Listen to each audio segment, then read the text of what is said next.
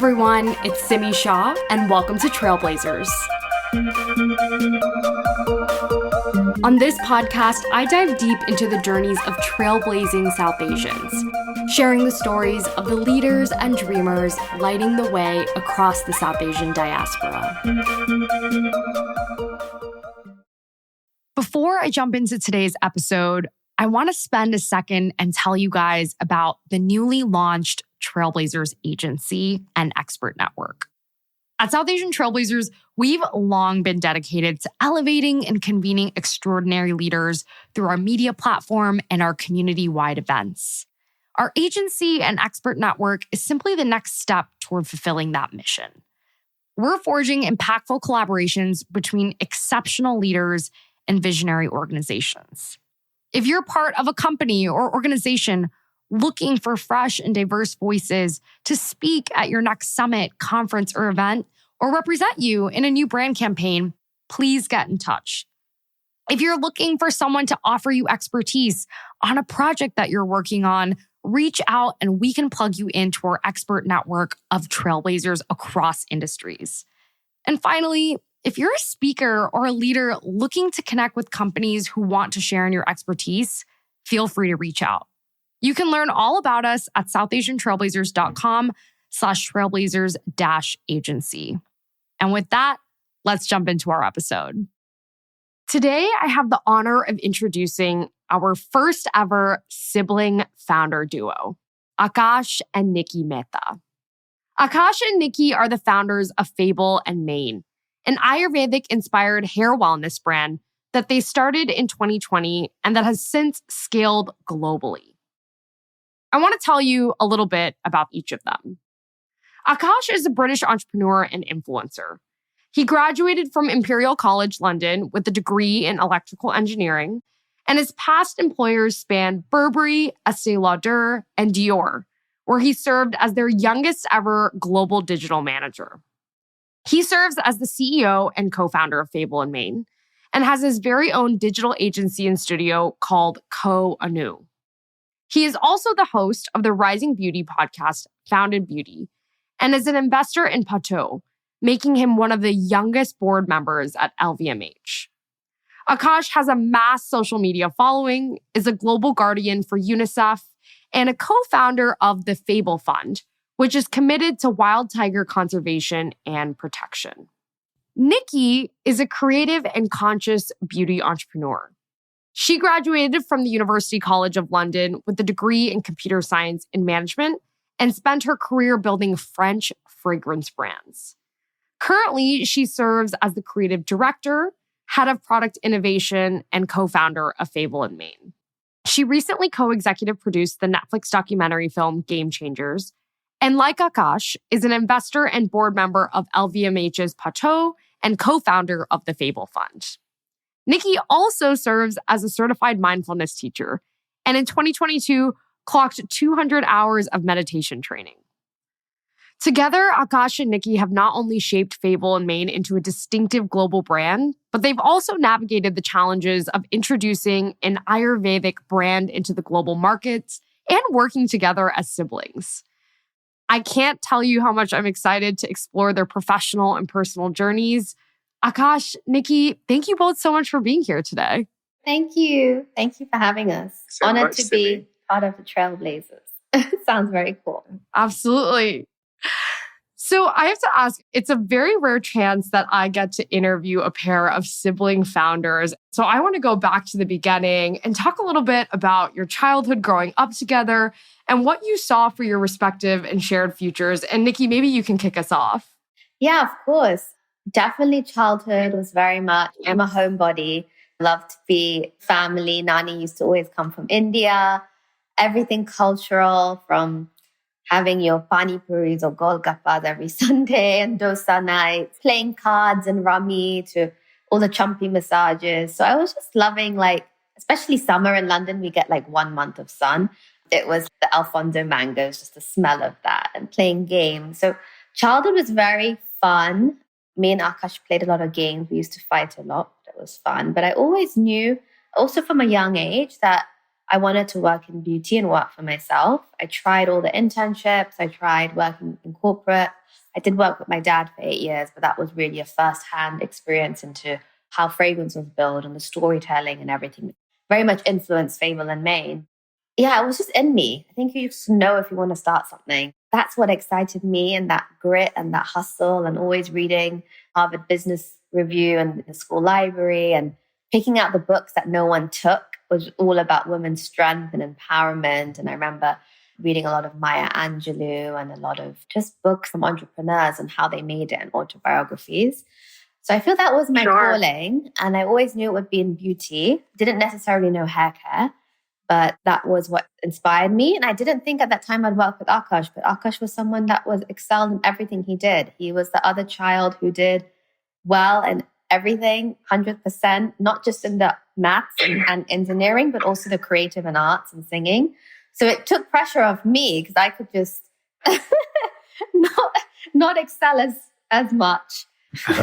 Well, I think for me, growing up, very similar, obviously, experiences and memories that Niki shared, really relating to our culture and our grandparents specifically. I was definitely best friends with my grandmas to the point where we were sleeping in the same bed every night when she came in the summer because I was a favorite grandchild. That's why the story of Fable and Mane, inspired by our grandma, is so powerful. It's just not just a brand, this is so much deeper because it's my way of keeping something close to me that is reminiscent of her. Unfortunately, all our grandparents are not with us. It's my escape from this crazy world, holding on to those memories and creating new ones, which is very weird and hard to do when you've lost someone, right? But you can kind of do that Absolutely. Through the feeling of them around. That was why those formative years of being with them were so crucial to the formative years of building the Fable and Mane today. As Niki said, I did obviously love studying. I was pretty much most nights just studying and working. And so most of my memories growing up are in front of a book still today. Wow. If anyone follows me on Instagram, I'm a bit obsessed with puzzles and working, and will always be, I don't like the word nerd, but will always be one of those, I guess, but always striving to learn. I think that's the reason why. I love that. I have to ask, both of you ended up going on to pursue STEM fields in college. Akash, you studied electrical engineering. Niki, you studied computer science and management. At what stage did you imagine yourselves actually pivoting into the world of beauty and specifically hair care? And can you talk about some of those early internships and jobs you all had? Yeah, so I did about 13 internships before I went to my first job. Yeah, some would say, again, my summers were like, what can I do to learn and grow? So I started off with tantalizing all my curiosities and thinking what could be something I would want to do, especially in your early years. You don't know what you want to do, so you got to feed those curiosities. So I first thought about filmmaking. So I worked at Warner Brothers one summer and another production company. Didn't really like it. And then I went into backstage working as a runner on a West End play. Didn't really like it. I saw that. And then I ended up finding a bit more of my calling in the world of engineering. So I worked at BMW in Germany one summer in Airbus. I was shadowing an electrical engineer, and I just loved the fusion of like my math and physics side that I grew up being my main two subjects I was passionate about. And that's why electrical engineering came to be. However, when I went to uni, I wasn't the biggest fan of engineering. It's very different. The reality of a future working in that industry and the difficulties it takes when you don't see yourself excelling and being one of the top in the year got me quite down. I ended up failing my second year at uni, which, again, as Niki kindly pointed out, I was a bit of a studyholic. So for me, the grades did matter. And it was quite hard. I think my form of, I don't like to say the word depression, but where I got a little bit into my deeper, sadder moments of life where when I failed my university and I thought, wow, I spent my whole life studying and what I thought matters is what's on a piece of paper. And all my friends now in my second year are going a year ahead. And am I a failure? Like, what am I doing? And also, when you know you don't want to do that degree, it's not as simple as, let me just retake the exams and pass. This is a bigger conversation I've got to have with myself. Thankfully, that was like probably the best thing that happened to me. And I think that's very important for people to understand is when you go through something that you think is your worst moment in your life, it could actually be your best moment. So I would not even for a slightest change that path, because that allowed me to realize you do what you do in life that makes you happy, what you're passionate about. And ultimately, without realizing it, it was within my dad's journey that I saw my journey, where he was an electrical electronic engineer, not a very good one. He failed. And he ended up working in the beauty industry, especially at a generation where an Indian man working in beauty wasn't necessarily the most easiest thing to do 40 years ago. And he's excelled and is now one of the largest fragrance entrepreneurs out there. And that enabled me to realize maybe that's my calling. So maybe I creepily followed my dad's footsteps. So I did go back and I did get my degree just because I wanted to get that piece of paper. It's still important sometimes. But I spent my days after working in something I'm passionate about, which was beauty. And therefore I got some more experience working in the big conglomerates before Fable Mane. But Niki, I don't know if you have some stories about your work experiences. It was all in fragrance and French luxury brands. You got to go French to some of the master storytellers, and wherever I could be creative. I had my own fragrance brand. Also, I launched, well, not my own. It was with Disney. It's not my own. But it was with Beauty and the Beast. But I launched my own little venture with. But you created it. And from A to Z, like this beautiful book box with Emma Watson. And then I worked with the Ariana Grande fragrance, J-Lo, Naomi Campbell. Such strong women, always surrounded by them. And then I had our own rental South Asian luxury fashion brand where I would sell clothes and rent them out. So I dabbled in a lot of things. I'm a very creative person. I did languages at university. Then I switched to computer science because I think it was a lot more literature based. It's like, if I want to learn a language, I should just go live in South America or Spain to fully immerse myself in it. It's like I said at the beginning, I just knew I'd work for myself. So you just try a few ventures. If it doesn't work out, you try again. There's no failure ever in life. And then Fable Mane worked and we stuck with it. And I think Akash obviously 50% to thank for that because he helped execute it before I did everything on my own. So I think it's important for any founder to know and to admit when they need help. Absolutely. I will say, actually, while I agree with Niki, 50% for me is always just a shareholder, right? That's different. But actually, it's never a number. It's always a dance. And I think that's really important to anyone to remember is some days Niki does 90, I do 10. Sometimes I do 90, she does 10, right? At the beginning, I think Niki was majority of it. I was still working at Dior. I was just writing whatever Niki was doing and I had my full-time job and I have her to thank for the beginnings of Fable Mane, So I do think it's important to, whenever you go into a relationship with anyone that you consider a strong relationship, is really just take time to not quantify it through something as untangible as numbers. Just go by a feeling and always just want to build a relationship just like a dance. I appreciate that tidbit of wisdom because I come from a family business. I think a lot of people in the South Asian community often do, but understanding the nuances of those dynamics are challenging. Yeah. I imagine on top of even starting and continuing to operate a company. So I appreciate you sharing that. Can you guys delve into the inspiration behind Fable Mane? I mean, I know your grandmother had a massive influence on its inception, but share a little bit about the origin story and how you guys decided that this is what you wanted to take on.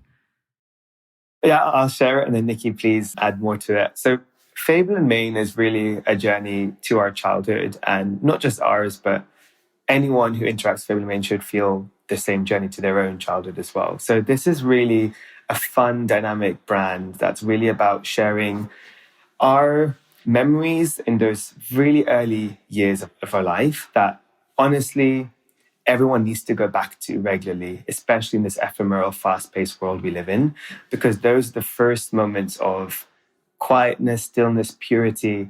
And that's where the whole brand is inspired by. So I want to take a moment just to say that. And the exact story for us, and I think the most fondest memories for me, especially with the passing of both my grandmas in the same year, which is actually when the brand was starting to be conceived and thought through, was those memories of my grandma massaging our hair with these incredible Ayurvedic ingredients and herbs. And one of my grandmas lives in India, one lived in the UK. So the one from India used to come always every summer for a couple of months and bring in her bag a bunch of these ingredients that were quite hard for us to find locally. And I didn't know it was Ayurveda. We didn't know what this really meant. We just knew two things. They did such good things for your hair and they stank. But either way, they were really good stuff. And she used to massage them into her hair weekly. And while she would massage these oils, especially these warm oils, because that was like her own concoction of different ingredients she would blend in the kitchen, she would read us stories, fables. Niki can talk a bit about some of her favorite memories and fables, because that's something that she really is inspired by through the creative direction of the brand. Those story time and hair care rituals is what inspired the name Fable and Mane, story and hair.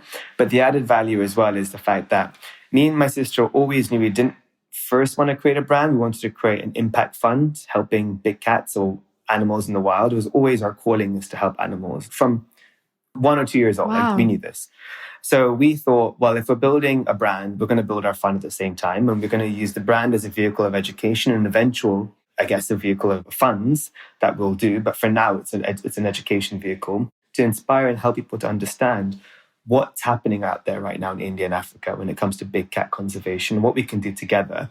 But it's on us. We're doing this. This is our siblings' journey. Just share the word, see what's happening, and make some lifestyle choices that will help these animals on our planet.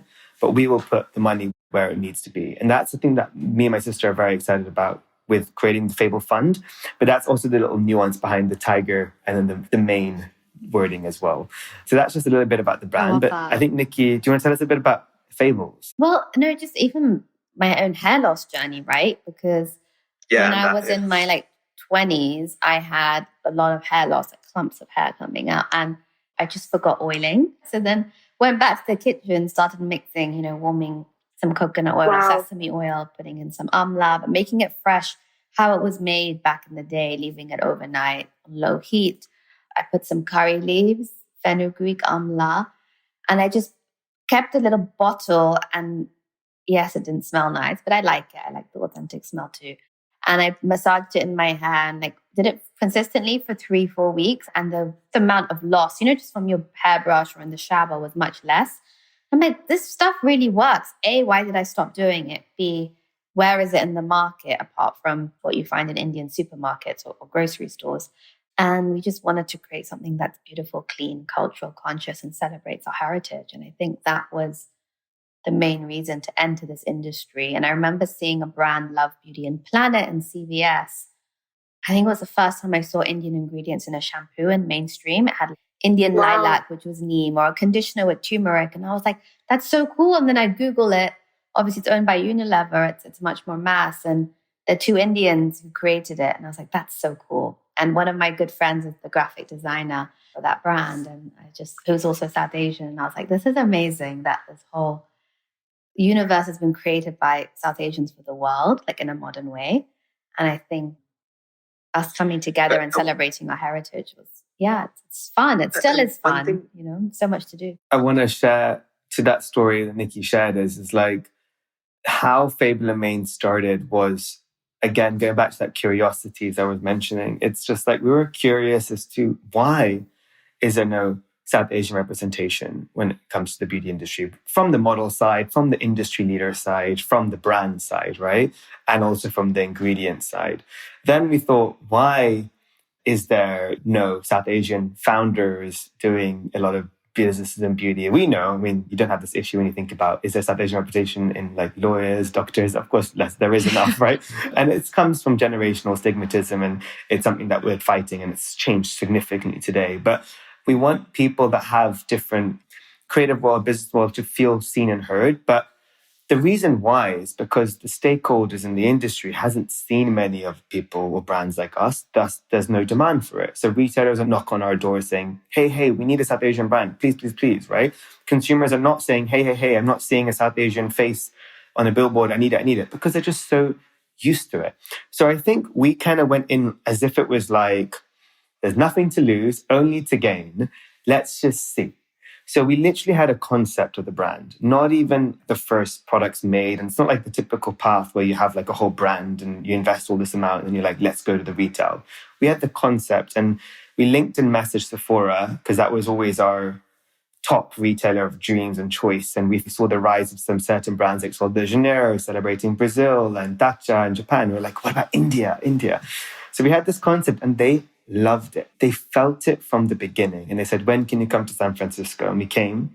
We were in the kitchen with them for about a year and a bit, helping us build what is the realities of building a beauty brand that we didn't really understand. The full complexities of, okay, you need a whole ritual, you need this price point. That was after, right? But we spent months focusing on our why before we got to the business plan and that side. And that's what eventually, I think, led us to create something a bit different what's out there. And we're now really proudly the first ever South Asian haircare brand, the first Ayurvedic brand, the first sibling founded brand at Sephora. Now I was speaking to our VP of hair in Sephora, the head merchant. She was like, Akash, I get like the amount every week, the hundreds of Ayurvedic brands are pitching for us. We've never seen something like this. And I just say to them, this is an amazing feeling that I don't know if we are a big part of it, a small part of it, but I feel we're definitely some part of this movement, which is so great. And I just told them one thing, and it goes back to my first conversation with some retailers I've had. It wasn't easy launching. We definitely had moments where we would say something and they would say, oh, great, there's a big South Asian population in this market. And we're like, well, we never said our brand was just for South Asians. And that's an assumption, right? We're creating a brand for all. So we had to keep on fighting to understand why we're doing this. We had people telling us, remove Ayurveda, no one's going to know what that means. And I said, well, if I don't say it, who will know? This is 4,000, 5,000 euros. This is not something new. So we had to say, no, no, no. We had to be sure of what we're doing. But the best thing, which I'm really proud of today, is when I started with Niki, we were told sometimes, oh, don't worry. We'll only have one Ayurvedic brand. Like, you'll be that. We're not going to get another one. And I said, no, no, no. That's not music to my ears. That's music against my ears. Because I want to have many more to come. I want us to champion and all together grow, because there has to be more than one. There has to be many, many. So when I spoke to my merchants, I said, great. Now make sure you take them. Don't just think I'm going to be upset by that. We're not your typical brand. We're here to uplift our culture. And that's with more of us, not one of us. And that's really important to mention. I love that.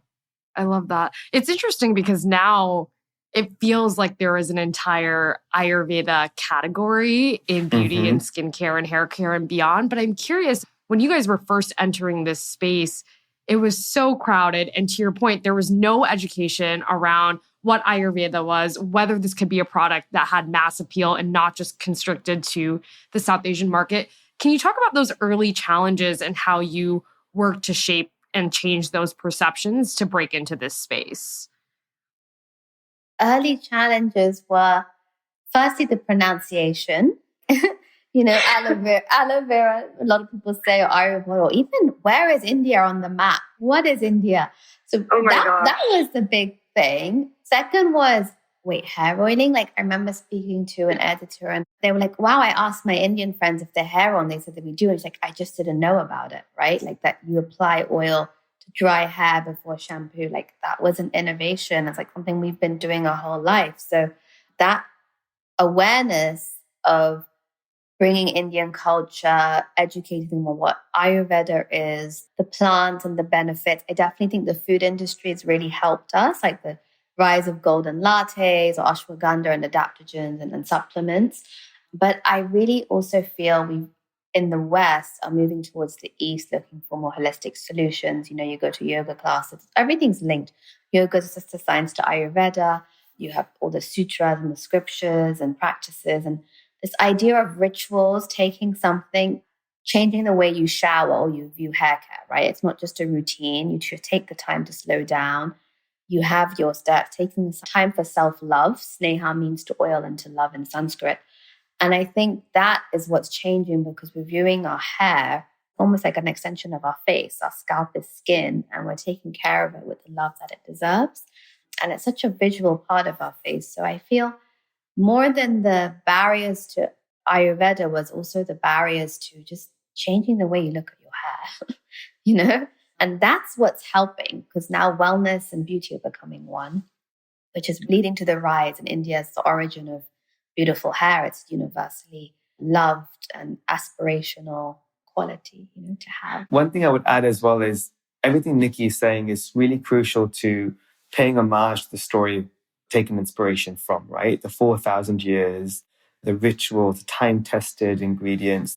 It's so important to also, the reason why we did it is to not being seen and heard. So spending time to craft and nurture the relationship with the consumers that we wanted to do it for, right? The South Asians, the people like us.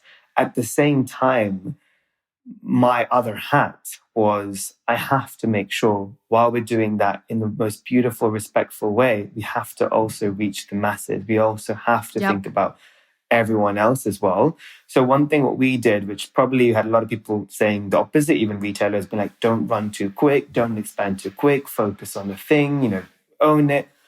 We kind of went in like a bit bull in the china shop. We're like, we're going to do it all. And actually, probably the best thing we did, because it was COVID, brands that were heritage, big brands were kind of agile and kind of like moving around. And we just had this opportunity with this digital first to be like, there's no restriction. We can hit all these communities and do it in the right way. And they might not even overlap. Yes, at launch, we explored all of it. We did the Kardashians, we did the South Asian influencers, we did the film and movie sets. We launched in Middle East, UK, Europe, US, all in the first year and a half, right? And everyone is like, why? And I said, because A, I've got the hunger. B, we should have done this 10 years ago, so the time is now.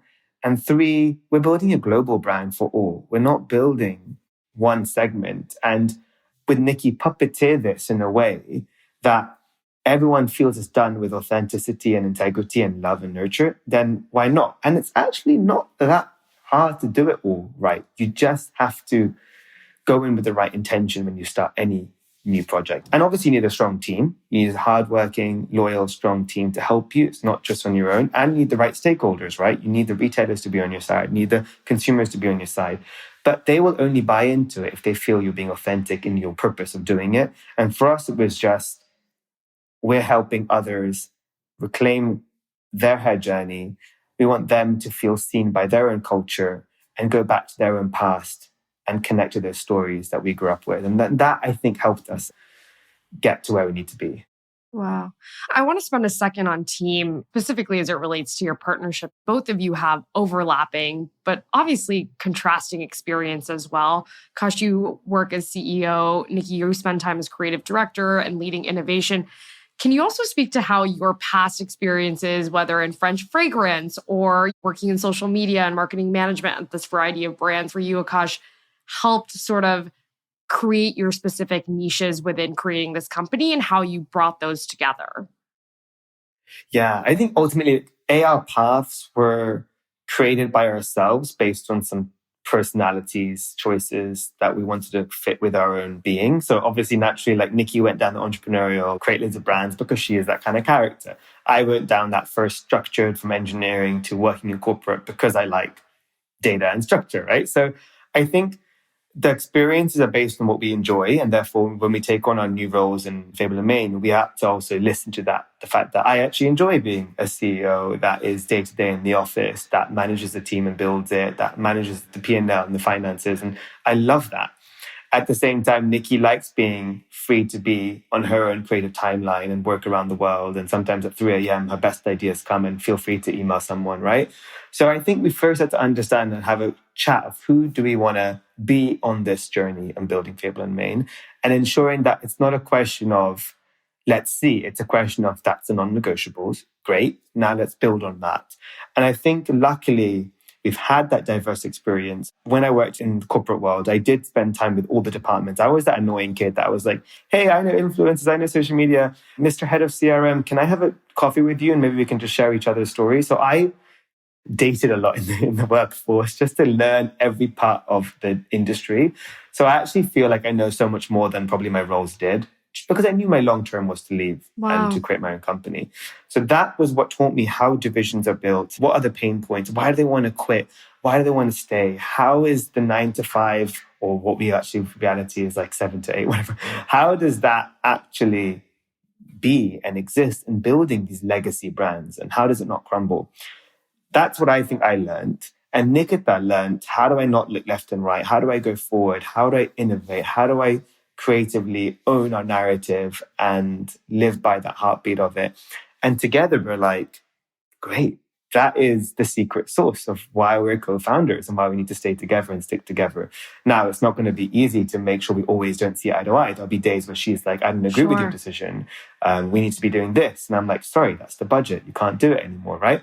That comes with scale. And it does get difficult to completely harmonize and balance as you grow. But I think it's important to not lose communication as you build then you'll find the solutions. That I don't know what the problems will be in a year's time, but as long as I keep on communicating, we're going to grow. Because now we're entering the territory of unknown. Everything I learned in the past, about a year and a half ago, was out the window. It's all new stuff now, right? So yeah. For me, I always knew I was going to work alone. So even with my dad, he supported me in my ventures. But what I had maybe was different from Akash was insight into the boardroom meetings, right? Or insight into like how he negotiates, which I really picked up on, or how to give feedback, or how to take care of and motivate people. All these skills that you can't learn in a textbook, right? That you learn from experience of being street smart. So I think sometimes the more you know, the less risks you're going to take. And just to be short and sweet here, the experience and what you do doesn't matter. It's the quality and the intention behind it, the values and what you infuse into it. There's no right or wrong in life. And definitely my work is aligned with my dharma and my purpose. It's bigger than Fable Mane or my own, much more spiritual, I'd say. But that's what brings me joy. So whatever makes you happy, just do that. Whatever sets your heart on fire, like Rumi says, just do that. And don't think too much, because a lot of people think, oh, I want to do this, that. It's really just, the ideas come and go. You can get good branding, but it's really just do. Just do. I'm taking my own advice now because I want to create 2 new brands and I'm just thinking and thinking. I just need to do it. I think what Niki says is so crucial for the formative years of building a brand. Niki is phenomenal at building brands and getting it off the ground. And that is led when you come from your heart, your passion. What she would admit, what I'm not necessarily good at, 'cause I've never done it, but I'm getting better at, is learning it takes a hell of a lot more to go from a brand to like a heritage brand, luxury, like a 1,000 employee brand, because then sacrifice is needed. As much as Niki's right in saying you have to lead with your heart. And so like I'm seeing the differences of, people are complex, people are changing, landscapes are changing. And then to maintain that brand desirability is tricky, right? While I want to say lead with your heart, lead with your purpose, I'm saying from a creative perspective, right? When you're starting out, from someone who's listening, who wants to start their own brand, because that's the hurdle that stops a lot of my friends who want to start brands, but they're just stuck. And I'm just like, do it. So my point is you have to listen to Niki first. Niki is the first part of how you make something special. And then you got to listen to someone like me to be like, if you want to do it for 10 years, it's not just you. There's many more people and you have to play the dance with them. You have to sacrifice. You've got to move. You've got to amend. And you might do things that it's not in your heart. Like I've had to let go of someone that it's not in my heart. If I was leading by my heart, I would not even let go of anyone, right? But sometimes it's business. This is product. This is not just the family. I always used to say from the beginning, this is the family, we're a family. Now I'm like, I've got to change some words out of my jargon because this is business, right? So I want to make it clear there is so much personal and self-growth that comes depending on the stage of your business, and be prepared to move around that. But if you don't want to, stay in those divisions or lanes that can make you happy. I think Niki's found it because she can be a creative director building and doing what she does best without changing for anyone. And she shouldn't, because that's the spark and joy that needs. And it's quite an insular role. All this happens on my own in nature. There's no distraction. And that's when the idea comes. But that's very different to Akash's job, which is constantly, and he loves people, don't get me wrong, but surrounded by people, taking care of people and maintaining and building and growing. Whereas mine is just not easier, but I can just listen to my own thoughts. Yeah. It's so interesting to hear you both talk about how you've thought about building this brand despite being so different as people. What do you think is most misunderstood about what it takes to launch a brand of this scale? For me personally, the heaviness of decision-making, especially as a brand in a niche or in a space that there isn't many of us, so you don't have many stories to go by or industry people that know how it works. But also as a self-funded brand with no board of advisors or investors, it's a little bit more lonelier because you make the decisions yourself. The hardest thing is, Niki said it perfectly, there's no right and wrong, but you got to be okay with every day making decisions, dealing with the pros and cons of them and moving forward. And I think for me, I just find it crazy how many decisions I've got to make in a day. It actually gets to a point where you're like, oh my God, there's a lot of decisions, a lot of people's lives that are at Decision play when you come fatigue. to these decisions. Exactly. So you've got to be okay with fatigue of decision making and fatigue of overthinking and changing your mind. And there are days where I'm like, am I going mental? Do I need a therapist? Because I'm literally changing my brain every minute. And it's okay. It's so common. You get better at it. But I think it's important, and this is why I go back to the point I said with Niki, it's easier to then also change your mindset and be like, this is not just my own heart, this is other people's hearts. Therefore, I can make the decision not alone. I can make it with others around me.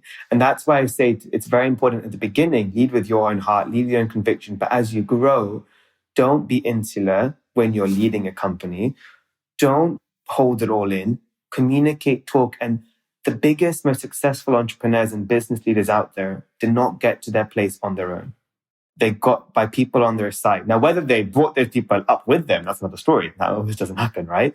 But my advice is listen to the people around you, uplift them with you, and you're not alone. And it actually could get easier, not harder.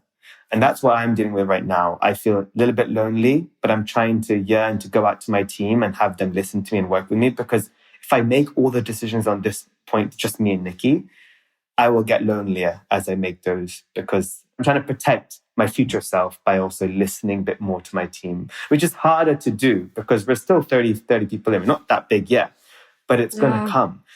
And that's why I've actually, with Niki, we've decided to slow our growth a bit. We could go much faster. And we are in the industry probably perceived as being quite fast growth, don't get me wrong. Very fast. It's only been 4 years.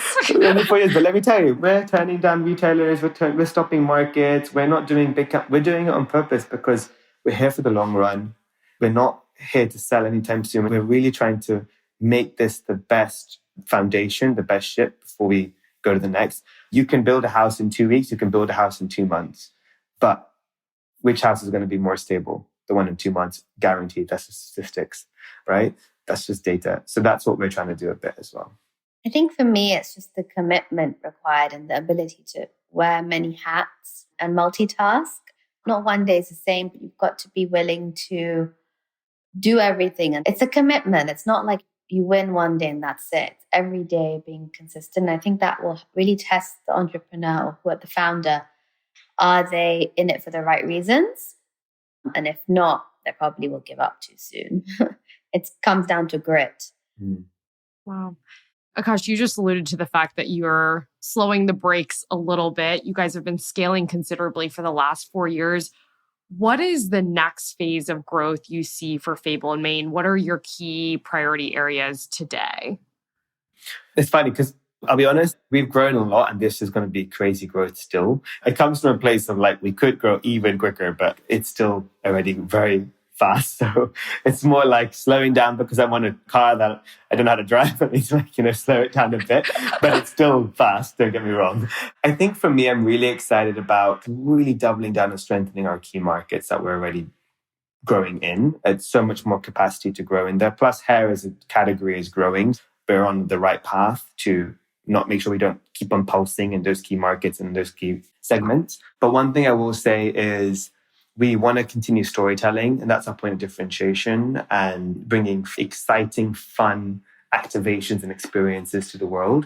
So that's what we're going to be doing this year. There's going to be new launches. There's going to be new market consumers we're attracting, with different types of products for different hair types. That is all table stakes. So that's just the brand stuff, right? That you can expect any brand to say. What we're going to do a bit differently is continue to excite, delight, and innovate and do things differently that no one can say most beauty brands do. That's our secret sauce. Why? Because that's just me and Niki. Not everyone has me, Akash and Niki, who are two crazy siblings that just want to have fun and are in it for a bit more of a different reason. We're not in it really to we don't have investors. We don't have the typical path most brands do, because we're here to enjoy the journey and make others enjoy it with us too. More than just profit, right? There's a purpose behind it. I love that. Akash said it perfectly. We're a brand beyond profit, and we will extend into maybe more experiences. That's what excites me, the next chapter, and more rituals of oiling. I love that. Something I have found in just perusing your journey is that you guys do tend to move a bit differently. And I think to your point, one of the core ways in which you've done that is not gone out and necessarily raised a bunch of this venture money. Your approach has been quite differentiated. Can you speak a little bit to that and also the other key ways in which you want to move different, even going into this year, as you said? Yeah, I think it all stems down to our personal experiences because, again, there's no wrong and right. And I think every brand has to do what they feel is natural to them. So for us, what's natural to us in our first venture together as siblings is to look at our family and our father specifically and how he built his business. He has self-funded his business and grown it to where it is today. 40 years ago, building the bricks step by step. And he will always say, what's the rush? You can do it the old school way, which is not raising crazy money so quickly. Build it bit by bit and build a lean operational machine. Everything to lemonade stand. I do not want to build a lemonade stand tomorrow where I have someone give me $1,000 of equipment, but I know my consumers are only 20 people at $1. I just don't like that idea. I'm like, why? It doesn't make sense. I'd rather spend only $10 and then make $20 and make $10 profit. Like, it just makes sense to me if I was building a brand today. So I think that's why I personally try to keep one ear on it. Every investor that wants to speak to me, I talk to the industry. I have it if I need, but we're just doing our own thing. And that is based on the fact that my dad did his own thing and it worked. And he advises us, and we're very fortunate where we'll be able to take loans and stuff. We can take it within the family businesses. And that's what we'll continue to do until we really need to.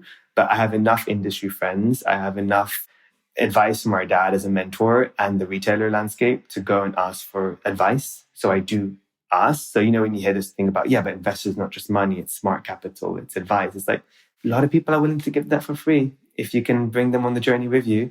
So I do think there's a big thing to many people out there is investment is good, but be careful how much you take and how soon you take it. Love that. Both of you have embarked on a number of initiatives outside of your work at Fable Mane. You both served as co-founders of the Fable Fund. You sit on the board of LVMH's Plateau. Niki, you co-executive produce Game Changers. Akash, you run the rising beauty podcast, Founded Beauty. Can you talk a little bit about these different pursuits that you have and how they all feed together to help amplify and elevate your work at Fable Mane? Yeah, it's all really aligned to beauty, wellness, fashion, the tiger conservation. I think we just believe beauty begins at the roots. And that's why we're attracted to the wild. We love animals. We love protecting them, leaving our world more beautiful, more fragrant for, future generations. I think it's our purpose, much bigger than selling hair care products, It's much bigger than us even. So I think we just view ourselves as guardians. We're here to live life, enjoy life, here for the journey and not get so attached to one thing. So I think opportunities and flow, you kind of attract. I studied meditation in lockdown and I'm really into that wellness journey. I do all the Joe Dispenza retreats. It's changed my life. And I think all of that learning that everything's energy, everything's frequency, right? And like attracts like. I feel that's connected the dots in our personal ventures too.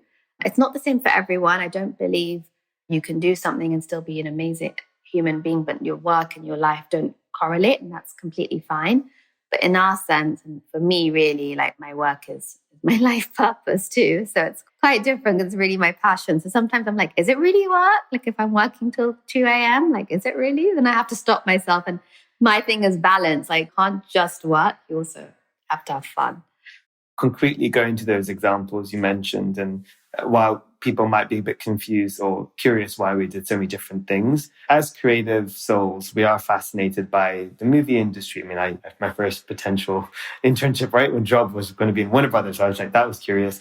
I'm interested in fashion. I first worked at Burberry.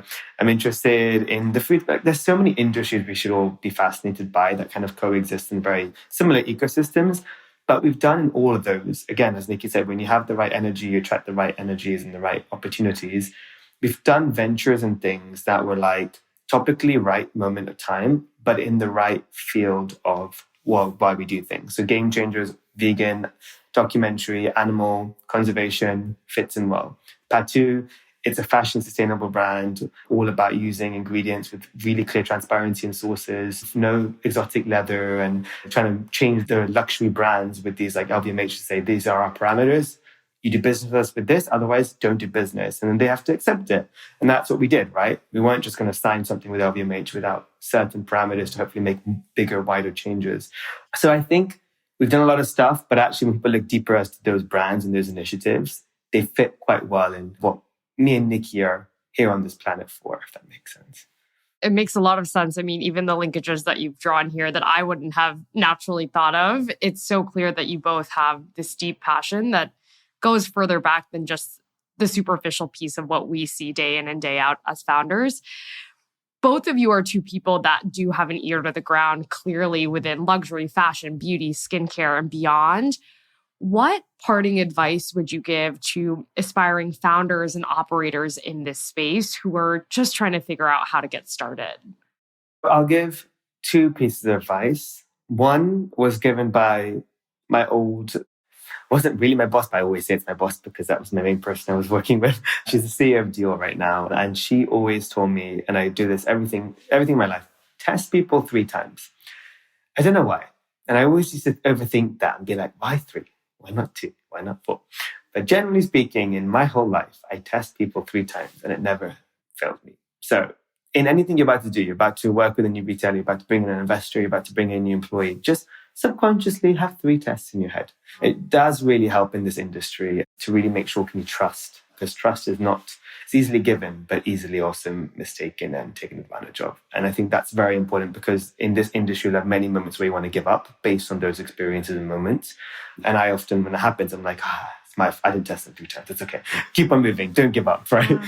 And usually when I test them 3 times, I'm like, it doesn't happen. I don't get these issues, right? So that's something, it's a very tangible piece of advice I think has really helped me.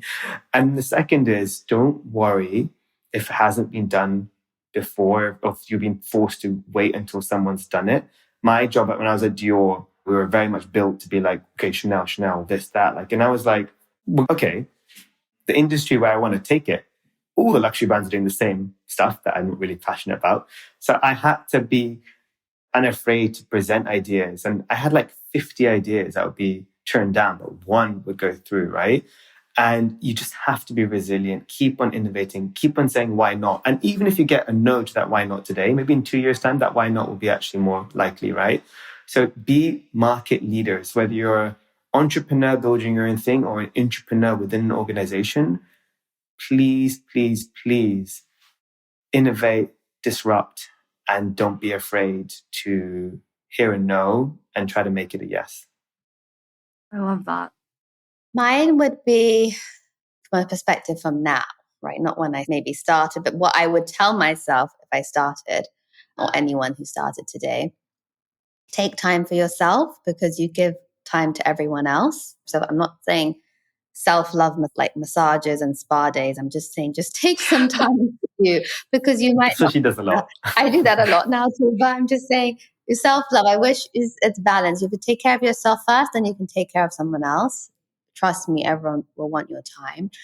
And the second is always go back to this. Know your why, know your purpose, because that's what's going to get you out of bed. And if you don't know what it is, just sit and write down all your values on a piece of paper and then come up with one sentence until it's perfected, or you can write it on a napkin.